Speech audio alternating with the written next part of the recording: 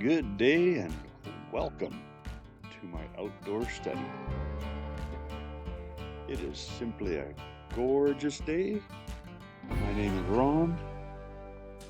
I am your host, and it is my pleasure to share a daily devotional with you. A super important part of the armor of God. And we'll just take a hold of the sword of the Spirit here. Yesterday we were reading in chapter 3 about how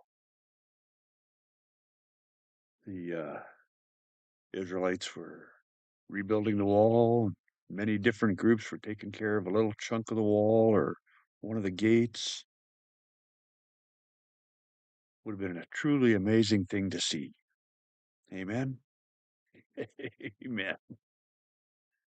But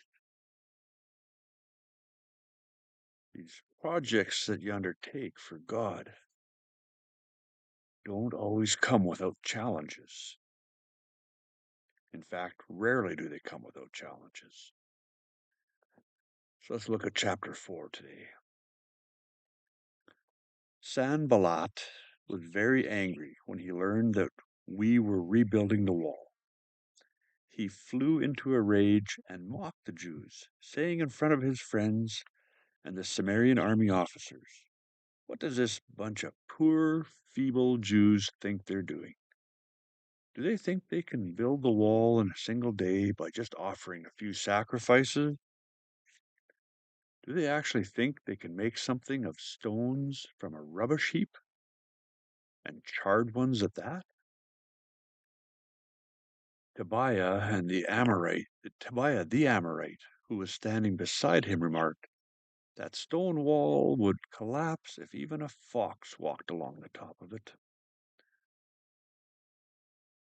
Then Nehemiah prayed, "Hear us, our God, for we are being mocked. May their scoffing fall back on their own heads, and may they themselves become captives in a foreign land. Do not ignore their guilt.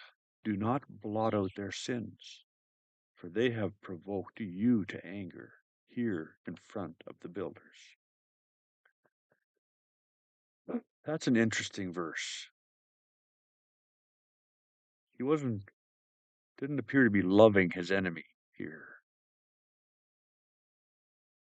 So obviously there's times when you don't have to pray for something nice to happen to your enemies. That's just my conjecture here. Let's read on. At last the wall was completed to half its height around the entire city, for the people had worked with enthusiasm. But when Sanballat and Tobiah and the Arabs, Amorites, and Ashdodites heard that the work was going ahead and that the gaps in the wall of Jerusalem were being repaired, they were furious. They all made plans to come and fight against Jerusalem and throw us into confusion. But we prayed to our God and guarded the city day and night to protect ourselves. Now there's an interesting little passage. First they prayed, then they went to work protecting themselves. So if you're praying for something and then just sitting around,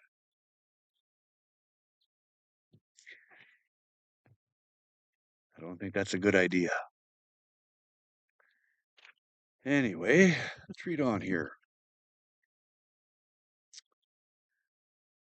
Ba-ba-ba-ba-bum. Then I looked over the situation. I called together the nobles and the rest of the people and said to them, "Don't be afraid of the enemy. Remember the Lord, who is great and glorious, and fight for your brothers, your sons, your daughters, your wives, and your homes." So first trust in the Almighty, and then get to work. But and here's the interesting part of this whole reading. When our enemies heard that we knew of their plans and that God had frustrated them, we all returned to our work on the wall. But from then on, only half my men worked, while the other half stood guard with spears, shields, bows, and coats of mail. That must be metal or leather or something.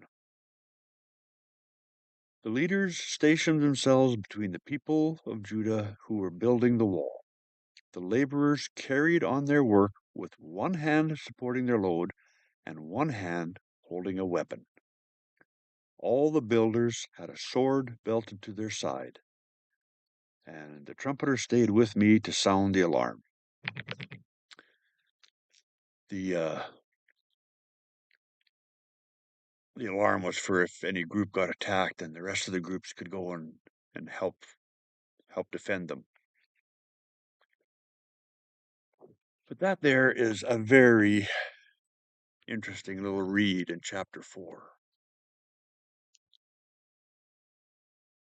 They prayed and then they protected themselves. Everybody carried a weapon.